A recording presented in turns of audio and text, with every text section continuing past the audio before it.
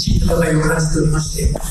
順位よりもとにかく当選をする、このことで今、危機感を持って毎日戦っているところでございますので、どうか一人でも多く皆様方に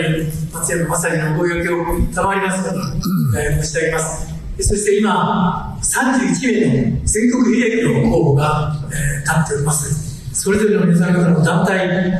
業界代表しての方であります。この方たちが国政に声を届け、法改正より皆さん方が働きやすい状況を作る大事な方であります。選挙区は松山政司、比例区は比例区のそれぞれの団体の代表の方々に、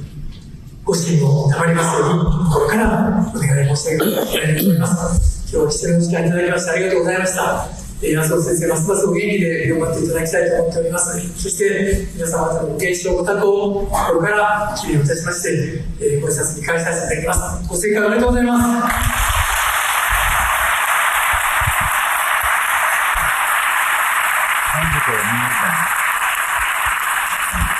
申し上げます。